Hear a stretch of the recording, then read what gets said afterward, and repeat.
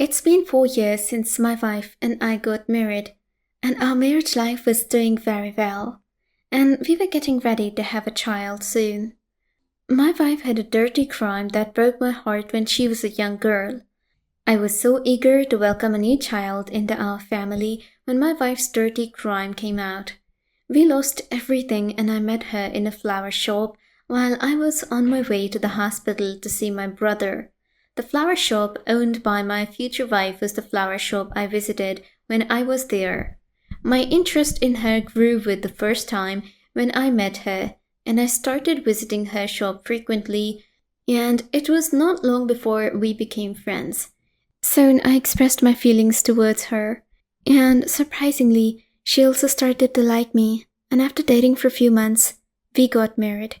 In order to get into more depth, please hit the bell icon and subscribe to our channel so that we keep you updated with more exciting and factual articles about infidelity.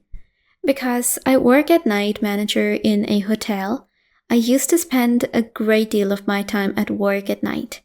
This was a problem when we began our married life, but my wife accepted the fact that I worked at night. According to her, it was her time at night, so she always wanted me to leave the job. As I mentioned before, she runs a flower shop. This meant that our work schedules were completely different. She went to work during the day and I went to work at night. It was really interfering us a lot. I was aware that I had to give her proper time in life, especially in bed. So I started looking for a job that would fit my schedule and give me enough time to spend with my wife. I experienced this a lot because sometimes when I felt arousal, she would be at work, and sometimes when she felt and told me about her arousal, I would be at home. Our relationship even led us to a psychologist for counseling. Our psychologist gave us a few tips and suggested that we spend more time together. We decided to make a schedule that would help us to spend more quality time together. We focused on activities that we both enjoyed and kept the communication flowing. This helped us to strengthen our relationship and improved our physical intimacy. He also recommended that we enjoy each other physically whenever they got chance. We followed this advice and spent more time cuddling, kissing, and engaging in other physical activities.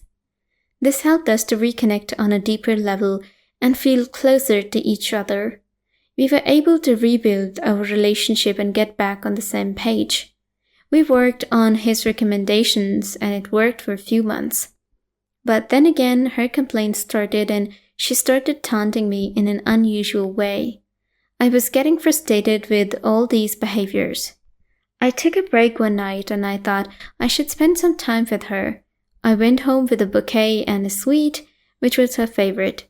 As soon as I got home, I noticed that she was sleeping and she awoke after hearing my steps. It was a very romantic night. We talked for hours and I could feel the warmth in her eyes again. We both hugged and I could feel the connection that had been lost for so long. That night we both realized how much we meant to each other and that we should never take each other for granted.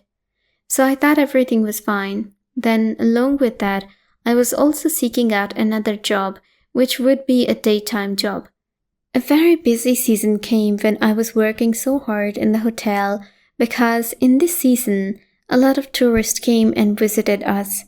So I had to work a lot of overtime and I had less time for my wife. I realized that I was prioritizing work over family and I decided to make a change. As a matter of fact, whenever I returned home, I found her happy.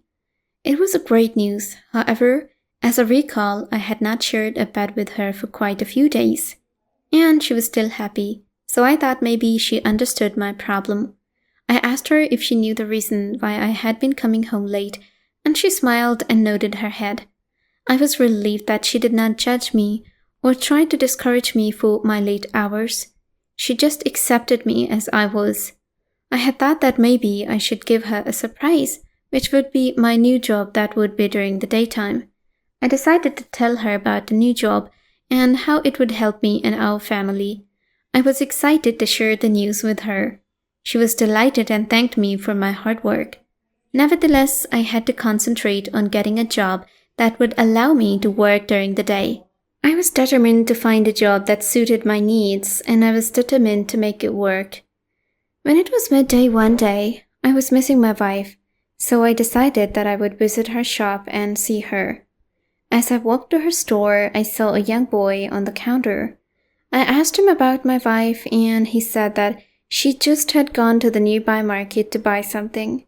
It struck me as strange that she was holding her cell phone in her hands. I was certain that he was unaware that I was her husband because he was even using her cell phone. I watched him for a few seconds and then walked away. I was confused about why my wife was letting a stranger use her phone. My first step was to go to the market to see if I could possibly find her. But then I realized that I didn't know where she would be, so I decided to stay. When I asked him what he was doing, he said that he was on the phone. My wife gave him the cell phone so that he could make an urgent call. Despite my efforts to call her, I wasn't able to. I waited for her for an hour. Then she came. I felt that she did not seem happy to see me. I thought she would be happy for me. Anyway, she got very busy with her work. She was so frank with her, the new guy. I felt very ignored and that she was working with him. I was getting really angry and I had to go back home. I was thinking about their laughters when I returned home. It made me so bad for her to ignore me. I can't ever forget that moment. I was really hurt and I felt like my efforts were worthless. I had to take some time away from her to try to make sense of the situation. In the end, I decided to forgive her and move on. On the other hand, what happened at that time was that I ignored them. However, this was the beginning of our problems. Then one day, it was a holiday, and her shop was closed, so she stayed at home. I was sleeping when I heard people talking. I got up and went to the kitchen, where I found my wife with that young boy. When I asked my wife what was going on, she said it was a holiday, so they came to make her seafood and they also had to deliver flowers at a wedding that night. It seemed that their bond has been getting stronger over the past couple of days. I called her to the room to talk and she said she was busy right now, so I did not hear from her. I felt very suspicious about the whole situation, but I also knew that my wife was a very honest person, so I decided to trust her. I went back to bed, but I could not sleep. I just lay in my bed wondering what was really going on. In front of that boy, I felt insulted again. I did not say anything, but I thought that we would talk at the end of the night before leaving for her work. She didn't arrive at the wedding until she delivered the flowers. So I spoke with her 2 days later. I asked her who that boy was and why she was so open to him. I asked her who he was and why she was so blunt with him. It was said that it was my friend's nephew, so I offered to work at my shop because I was in need of an assistant as well, and she said that he was funny and very hardworking. In addition, she also argued with me that there were some issues I had with it. It was her opinion that if you cannot give me your time, you have no right to make any decision or orders about me as it is my life. I replied that I did not make any orders or decisions. I am just asking about your behavior towards me and your relationship with him. There is a huge difference between the two. I said, you are creating a problem. She said, it is your fault. I said, please don't get me wrong. Then I left for my job. At that time, I thought I should ignore her because she might feel my ignorance and start speaking to me. I ignored her for a long time, but she wasn't the same. One night, I came home because I wasn't feeling well, and I found her lying on bed in a nightie as I rushed in my room. I couldn't figure out why she wore a nightie and also had a packet of protections on the bed. When she woke up, she was very scared to see me for the first time. I asked what was going on here, and she started asking me whether I had ate something. My face was a little strange. As soon as she came to me and held my hand and took off my shirt, she said she was waiting for me to have a romantic evening. She said she was waiting for me to have that experience. Having said that, I asked her why you didn't call me. She said I felt horny, so I waited for you to come home, which you did surprisingly early. We then had an in-house that night. It was strange to me that I used the condom that night because it was not my size. I used the XL size condom. In the morning, I asked her and she replied in a rush. She forgot about the size and grabbed it from the store. Even so, it was still a problem because she always bought me a size that would fit me well. But this time, she bought a small size. Anyway, on the same day, I went to a laundry room to put my dirty clothes. I found a black color underwear item that I initially did not notice well, but then I picked it up and realized that it was quite small. The size of my undergarments was XL. I had never experienced anything so strange in my life as taking a small size undergarment from my house. It was absolutely clear that this was not my undergarment. I took it and waited for the night when she would arrive.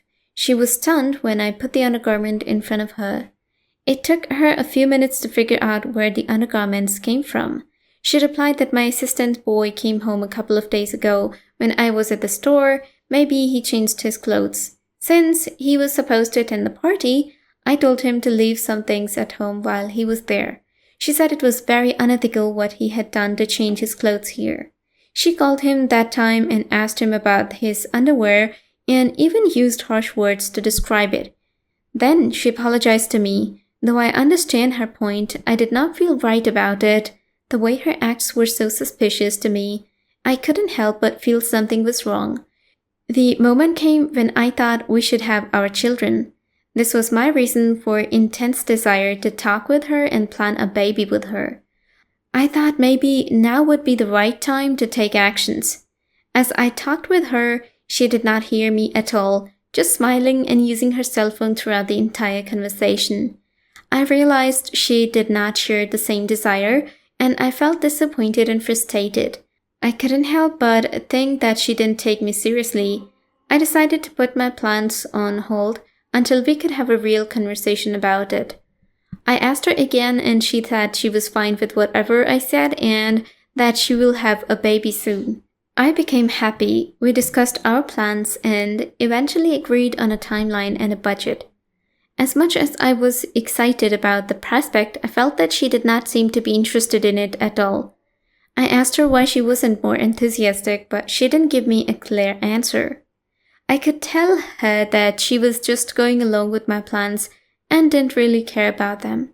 I was worried that this lack of enthusiasm would lead to problems in the future. On a weekend, I came home at a strange time. It was midnight when I returned home. I opened the door and went into my room, which was slightly open. I found my wife naked in the middle of the Skype call with a man. My mind was blown when I saw her masturbating and squeezing her body parts on the screen, and a man was also the same. I was stunned and lost my sense of reality. It was as if the world was falling apart. It was as if I was having flashbacks of my plans to have a child with her and what she was doing at the time. In my ears, she was talking about wanting him back in bed again. She said that she wanted that night again, just like they had last month. I tried my best to confront her, but my heart would not give me permission, and I thought it was worthless to speak to her. I thought that it would be fine to give her a divorce with a punishment that she would live with for the rest of her life and regret that what she had done. Once I had made up my mind, I decided to get out of my house slowly and calmly. I didn't come home that night. I spent the whole night in a bar. It was while I drank and calmed myself. In the morning, I went to the lawyer to ask him to start the procedure. Later that morning, I went to a pharmacy owned by one of my friends, where I bought the NSAIDs that were used to become infertile. It was a challenge to buy, but I managed to buy it and went home. My wife was a fan of orange juice, so I went to the store and added that medicine to her juice. It was that day that I called my hotel and took a few days off since I knew this week could not be the best one for me. When she came home that night, I gave her juice and she drank it. Then I asked her if she wanted to have children. Tell me honestly, I do. I also want to become a mother. In fact, she said my job disturbed everything, so that is why she didn't become a mother yet. It was funny when she asked, "Do you think that while having fun on Skype you'll become pregnant?" She was amazed and then her face was filled with terror. I told her that I wanted to share a story about a husband who loved his wife a great deal and wanted to have a baby. Then, even after this, he continued to do all the things which could increase their love. But one night, when he returned from work, he saw his wife having camp fun with another man. I could see her eyes filled with tears as I told her the story. I asked her what she thought the husband ought to do with his wife. She started crying and begged her to forgive, but I was completely powerless to do anything about it. I said I would not mind if you leave my house. It was then that she started asking me lots of questions and telling me that I was the reason why she had to commit such a crime. She said that it was because my night job. I took the step to commit this crime. I said that he should never try to come up to me again. I had no way to forgive her, so I kicked her out of my house. She cried and pleaded to stay, but I refused. She left with her head down, never to return. I felt an immense sadness as I watched her go.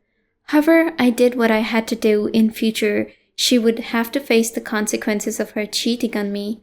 I knew that it was the right decision to make.